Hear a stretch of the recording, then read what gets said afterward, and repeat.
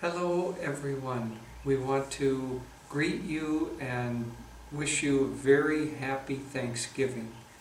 You know, for me, in a certain way, Thanksgiving is probably the most important of our spiritual holidays. In a certain way, it begins what we could call our holy season. There's Thanksgiving, and then we at Ananda Village and worldwide, we have World Brotherhood Day, where we make the first offering of the season to the spread of light of Master's mission around the world. Then, of course, we have Christmas, followed by New Year's, which Master really used to help to dedicate oneself to making oneself anew, followed by Master's birthday.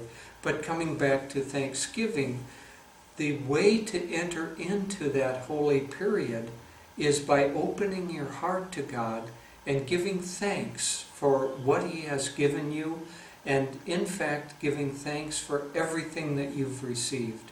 If we can get this attitude right of being grateful for everything that comes to us and thanking God consciously for it, it opens it up so that we really benefit. You'll read in a blog that I wrote recently, but I'll repeat that. A friend of ours told a story about a most memorable talk that he had ever gone to. And the talk began with a kirtan of about 15 minutes, and then the teacher came on stage and said, everything that happens to you is a blessing from the divine, meant for your spiritual evolution. And he walked off stage. 15 more minutes of kirtan, the same thing was repeated. Walked off stage. Again, 15 minutes of kirtan. Again he repeated, everything is a blessing from the divine, meant for your spiritual evolution. Walked off stage, and that was the end of the evening. This man has remembered that for maybe 6 or 7 decades, 60 or 70 years, that one talk, because it made such a deep impact. So everything that comes to us is a blessing from the divine, meant for our spiritual evolution. If we can be thankful for what comes to us, then we open ourselves so that evolutionary process can proceed, one, much more quickly, and two, without very much internal resistance, and therefore without suffering or pain from ourselves. So this deep gratitude that is personified by the uniquely American holiday of Thanksgiving is a very good time to practice that. On Thanksgiving morning and Thanksgiving evening, I would like to suggest that you just give everything to God, thank God for everything, even to review your life's episodes, the people in your life, the things in your life, and just be thankful for absolutely everything that has happened to you and that has been given to you, and also be thankful for that which has been taken away from you, because that is done as an expression of divine love to free you, and ultimately to free you in the most important way from the confines of ego and egoic consciousness. So, happy Thanksgiving.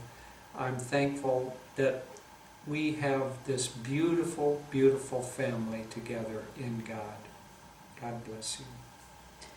Well, right now, Jyotish and I are at our ashram in Gurgaon, India, which is outside of Delhi. And we've been in India now for about 2 months, and it's been a wonderful time.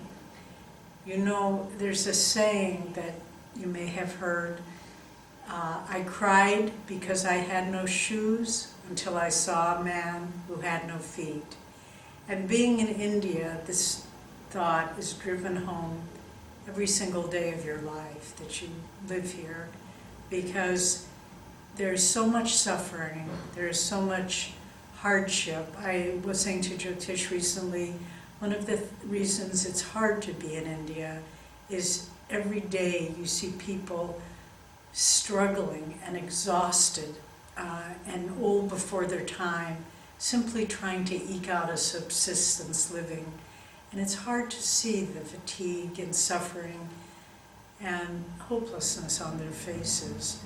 But at the same time, being in India, there's an undercurrent, and it's interesting, it's so much a part of the culture of the unreality of this world, of that we each have a role to play, but we are not really the outward roles that we perform. And so there is that reassuring thought that people seem to accept life, death, rebirth, the hope for a better life afterwards. But it's really drives home to you the point, let's say you're going for a walk and you have a little pain in your knee, and then you see someone crawling on the sidewalk because their body is twisted and deformed, and you just think, how can I ever complain about anything? How can I? And you see little children just literally living on the streets with nothing, and you just think, how can I ever think I don't have enough? And it's a very eye-opening experience to see all that here in India, and probably in most third world countries, it's true. And so just to take a moment during this Thanksgiving season, these days, to just think of all the abundance in your life, the people that you know, the people that love you, the people that you have loved, the opportunities you have had in your life, the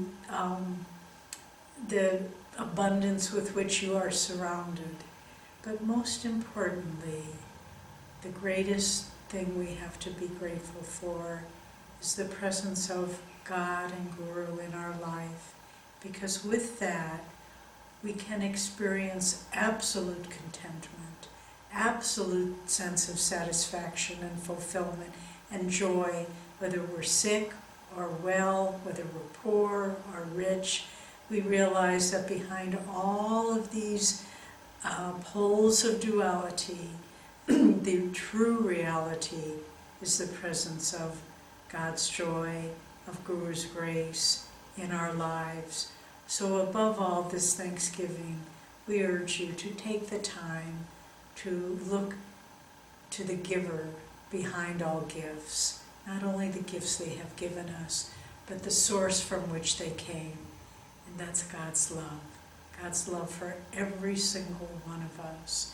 Sometimes that love comes in forms that we try to push away because it's not what we wanted or expected in life.